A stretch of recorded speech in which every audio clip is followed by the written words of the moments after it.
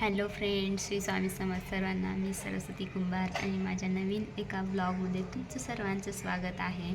आणि इथून पुढं आता आपले कंटिन्यू ब्लॉग येणार आहेत. कंटिन्यू ब्लॉगिंग चालू करणार आहे आता.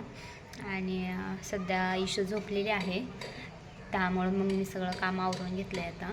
आणि ती उठलं की मग तिचं खाणं पिणं एवढंच बाकी ठेवलं आहे. सगळं काय उरकून घेतलं आहे मी काम. आणि सध्या तर पाऊस चालू आहे इकडं, पण पाऊस दाखवते तुम्हाला. बघा कसलं भारी वातावरण झालं आहे. बाहेर पण पाऊस आहे आणि हिरवं हिरवं वातावरण भारी झालं आहे आज. पण ऊनच पडत नाही, त्यामुळं असं बोरिंग वाटायला लागलं आहे.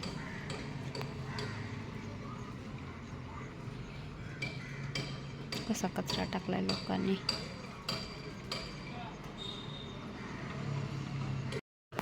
नंतर ना मग मी तिच्यासाठी डोसा बनवला आणि तिला खायला दिला. खाणार ना तू? छान छान.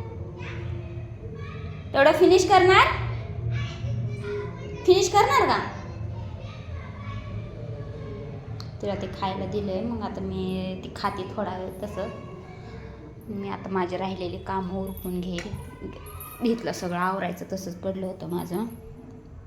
दूध तिच्या नादामध्ये माझं दूध पण ओतू गेलं. म्हणलं मग आता हे सगळं क्लीनच करून घ्यावं एकदा. हाय हाय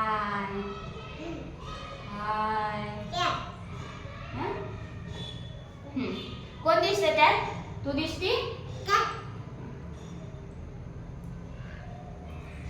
तिच्याच हातनं मी डोसा देत असते तिला, पण असे तुकडे छोटे करून ती खात बसते. मग तिचं तिनं छान आहे का? छान आहे नाही? छान आहे सांग बरं. छान आहे का सांग बरं. हाय. आपल्याकडे कोण येणार आहे? आपल्याकडे? मुग्गू दादा येणार आहे का? मुग्गू दादा येणार आहे आपल्याकडे?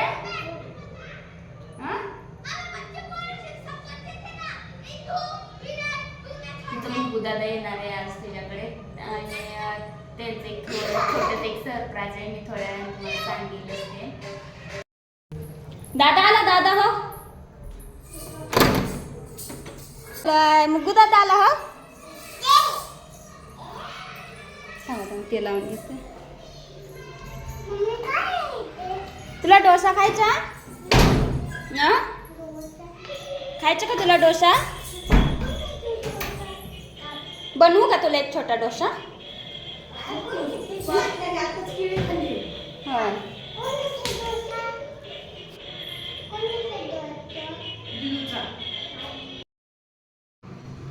नंतर ना मग इशू आणि मुग्गूची चांगली जोडी जमली होती. आणि इशूला काय वाटत होतं की ते डोसा आहे ते मुग्गूदादांना पण खायला पाहिजे, पण तिच्या हातून ती त्याला द्यायचा प्रयत्न पण करत होती. आणि ती गेली नंतर ना द्यायला. त्याला दिलं पण त्यानं ते छान खाल्लं ते घेऊन तिच्याकडनं. दादा नाही म्हणतोय तर कशी द्यायला लागली ती त्याला. घेतलं त्यानं ते नंतर ना. आणि हिलाच ते काय वेगळं नवलच वाटत होतं. हिलाच ते स्वतःवर प्राऊड फील होत होतं तिला. तर या ताई आहेत आमची वैशाली ताई आहेत ह्या. आणि आमची ओळख आहे ती छत्रपती संभाजीनगरपासून तिथं होती तेव्हापासूनची ओळख आहे. मग त्या इथं दौंडमध्ये आल्या होत्या. आणि सुरुवातीला त्या आल्या होत्या, नंतर आता आम्ही आलो आहे. आणि ह्यांना पण यूट्यूबचं चॅनल काढायचं होतं. त्यांनी माझा फर्स्ट व्लॉग जो बघितला होता ना माझा सुरुवातीचा, तो बघितल्यापासून त्यांचं चालू करायचं, आपण पण चालू करायचं. तेव्हापासून त्या नुसतं कंटिन्यू असं व्हिडिओ बनवतात. आणि हा नाही बरोबर आला, तो नाही बरोबर आला, असं चालू होतं त्यांचं म्हणजे. आणि फायनली त्यांनी धाडस करून आज मग यूट्यूब चॅनल काढूया म्हणल्या. आणि 15 ऑगस्ट पण आहे, चांगला दिवस आहे. श्रीकृष्ण जन्माष्टमी पण आहे. म्हणून मग आज चॅनल काढायचं चाललं आमचं. मग त्या आल्या होत्या, त्यांनी शूट वगैरे करून ठेवला होता फर्स्ट ब्लॉग त्यांचा.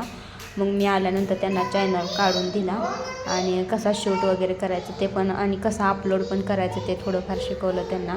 आणि हा वीक त्यांना थोडंफार अजून शिकवावंच लागेल, थोडंफार जमतं तसं त्यांना. आणि हा आहे त्यांचा यूट्यूब चॅनलचं नाव त्यांच्या. आणि ह्या चॅनलला तुम्ही पण सबस्क्राईब करा आणि सपोर्ट करा. त्या नवीन काहीतरी करायचा प्रयत्न करतात, कारण घरात बसून म्हणलं की खूप डोक्यात विचार येत असतात. आणि म्हणून मग असं कशात तरी गुंतलेलं बरं असतं मन आपलं. म्हणून मग त्यांनी पण हाच विचार करून हाच त्यांच्या पण डोक्यात विचार होता सध्या तरी. म्हणून मग ते करायचं चालू केलं आहे आता.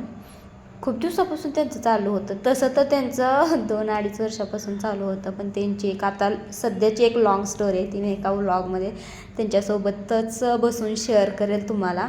आणि मग त्याने फायनली त्यांचा चॅनल काढलेला आहे. आता त्यांच्या चॅनलवरती नवीन नवीन त्यांचे व्हिडिओ येत राहतील. त्यांचा पण हा लहान मुलगा आहे ना, मृगमय, तो आता स्कूलला जाईल थोड्या दिवसानं, नेक्स्ट इयरला. आता त्याचे पण ते छान छान व्हिडिओ बनवणार आहेत इथून पुढं. आता ते टाकतील ते त्यांच्या ब्लॉगला. टायमिंग काय तसं काय एवढं मला माहीत नाही त्यांचं, पण टाकतील टाईम टू टाईम. आणि लहान बाळ आहे ना त्यांच्यात पण, म्हणून मग होत असतं थोडंफार इकडं तिकडं, पण येतील त्यांचे पण रेग्युलर व्हिडिओ. बघत राहा, सबस्क्राईब पण करा. मुकुदादाचा आणि इशूचं फोटोशूट करायचं होतं श्रीकृष्ण जन्माष्टमीनिमित्त, आणि ते करत होतो आम्ही. आणि इकडं अचानकच समोर बहीण आणि भाऊजी आले होते. लिटरली मी तर शॉकच झाले होते. मला तर काहीच आयडिया नव्हती की हे येणार आहेत म्हणून. आणि ह्या लोकांनी मला सांगितलं की आम्ही सिंहगडला चाललो आहे. आणि मग मला काय वाटलं हां तिकडं जातील, आणि काय सांगताच येत नाही म्हणजे तुझ्याकडे येणार का नाही म्हणून. आणि इकडं मग संध्याकाळी समोर दारात बघितल्यावर मी तर शॉकच झाले होते. आणि खूप भारी वाटलं होतं. ती पहिल्यांदाच माझ्याकडे आलेली होती. अगोदर मी कसं संभाजीनगरला होते, त्यामुळे ते काय तिकडे एवढ्या लांब आलेच नव्हते. मग इथं आता जवळ आलेलो होतो, त्यामुळे मग आले होते ते इथं. आणि हा इशूचा लुक होता आजचा. मुगूचा पण फोटोशूट करायचं होतं, त्यामुळं मग दोघांचं पण केलं छान फोटोशूट. नंतर मग हे सरप्राईज आम्ही आमच्या घरी देणार होतो, की ओळखता येते का त्यांना बघणार होतो की ती आमच्याकडे आली आहेत, घरच्यांना ओळखता येते का म्हणून मग फोन लावला होता. सुरुवातीला तर काय समजलंच नाही त्यांना. नंतर ना मग सगळ्यांना त्यांनी ओळीनं बघितलं, मग त्यांना क्लिक झालं की हां हे आले इकडं म्हणून. आणि मग ते पण त्यांना पण सरप्राईज भेटलं की कसं काय गेली ती, सरप्राईज वाटायला लागलं ते सगळ्यांना. मग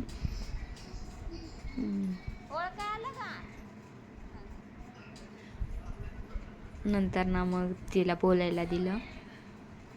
मग ती बोलत होती आणि लेकरांना तोपर्यंत भुका लागलेल्या होत्या. स्वयंपाक मग चालूच होता इकडं. आणि लेकरांना मग गरम गरमच खायला दिलं होतं. आल्यावर त्यांची चपाती आणि भाजी चालू होतं खाणं.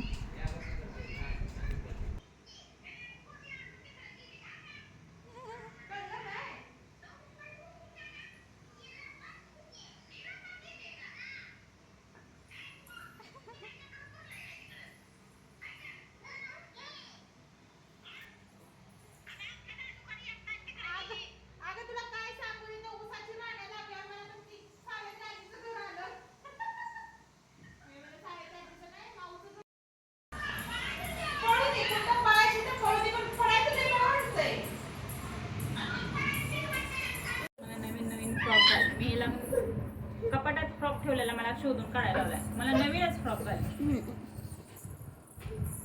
इशू तिला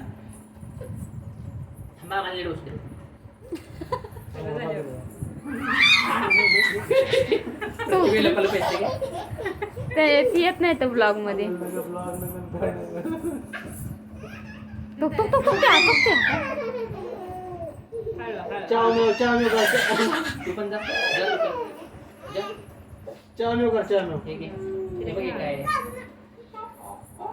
हिराला निशूला एका दिवशी हे करायला पाहिजे ग, दोघीला सोडायला पाहिजे कुठं तर.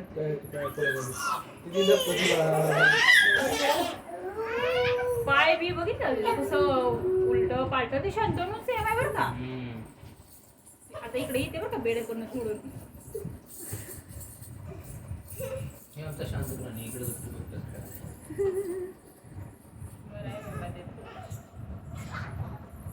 ते पळतंय आता तिथनं पप्पा उठलं म्हणलं. नाही पडत.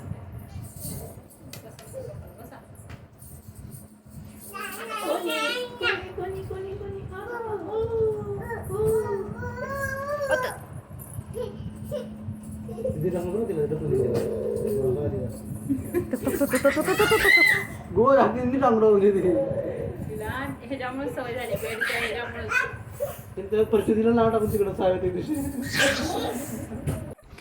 आणि इकडं ह्या दोघं तिघांचा इतका गोंधळ चालू होता ना, लिटरली आम्ही तर नुसतं कंटिन्यू हसत बसलेलो ह्यांची भांडणं बघून. आणि ते एखादं माणूस ते कुस्ती कसं खेळतंय ना, तशा दोघी पण खेळत होत्या. ते इतकं भारी वाटत होतं त्यांना. आणि खूप दिवसातून त्या असं तिघी एकत्र आल्या होत्या. राही काही कोणाच्या आधी पण नव्हते मध्ये पण नव्हते. ती काय वेगळंच खेळत होते तिचं. ती काय ह्या दोघींच्या भांडणात नव्हती. ह्यांची काय नसते, रानात कशी कुस्ती खेळतात तसं दोघींचं चालू होतं.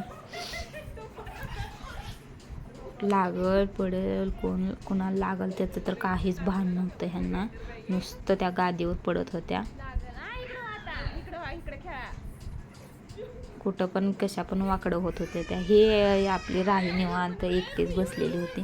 तिचाच खेळ चालू होता. ती जरा पण ह्यांच्यात सामील होत नव्हती.